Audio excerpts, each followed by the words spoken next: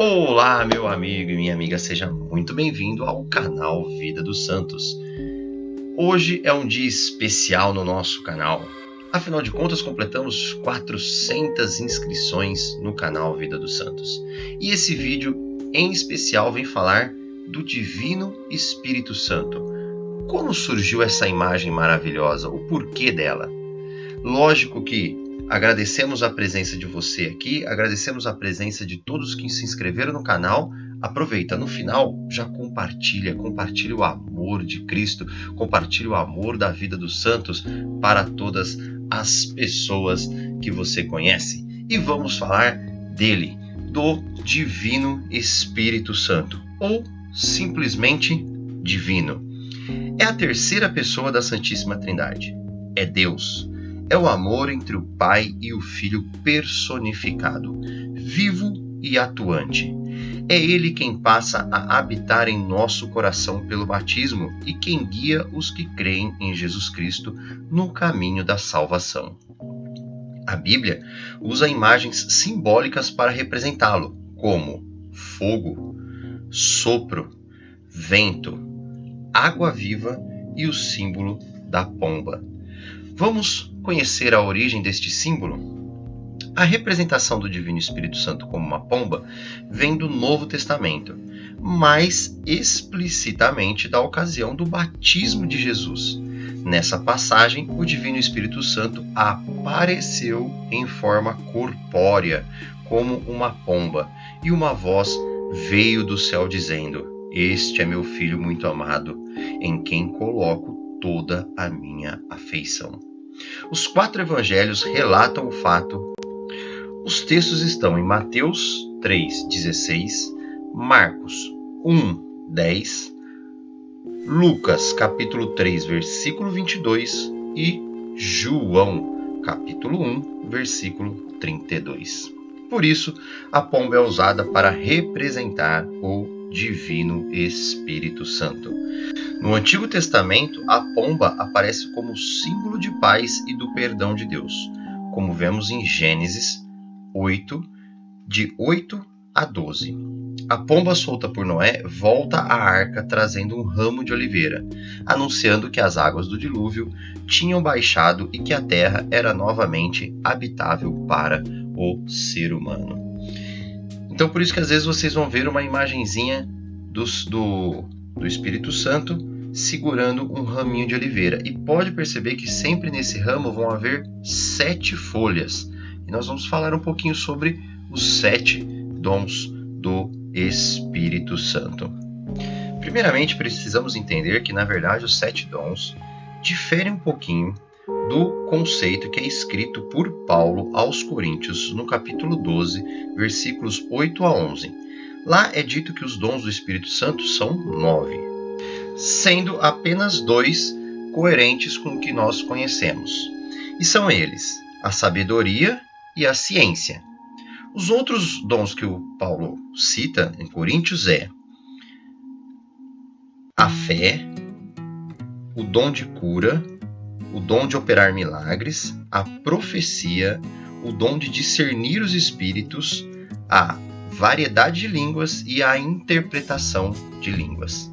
Então são dons, vamos dizer assim, mais carismáticos, mais da renovação carismática. A renovação carismática trouxe essa carta aos Coríntios muito mais presente e mostrou que isso pode acontecer até mesmo nos encontros de oração.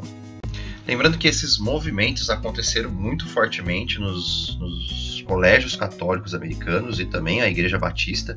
Também acontecia a mesma coisa, essa efusão do Espírito, esse mover do Espírito Santo nas pessoas, a oração em línguas e várias outras coisas, elas recebiam esses dons. E lógico, o Papa na época, João XIII, recebeu várias cartas e proclamou aí a autorização aos cultos ao Espírito Santo, muito presente na renovação carismática católica e nas igrejas evangélicas, aí as igrejas batistas renovadas.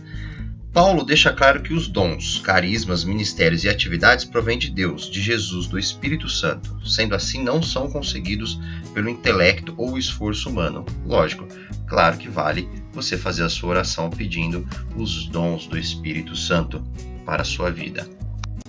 Aproveita que você já chegou até aqui no vídeo, se inscreve no canal e deixa o seu joinha para nós aí, para que mais pessoas possam aprender sobre o Espírito Santo ou sobre a vida dos santos.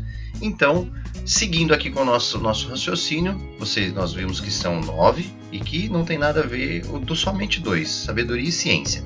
O resto foi meio que resumido para que as pessoas pudessem entender melhor. Então são eles: temor de Deus, piedade, fortaleza, conselho e inteligência. Foi uma maneira um pouco mais fácil da igreja explicar para as pessoas os 9 dons de Paulo, que ainda era uma incógnita: a oração em línguas e também o repouso no Espírito, que é uma das maneiras de você caminhar para a santidade, os encontros de oração. Que maravilha que são esses encontros.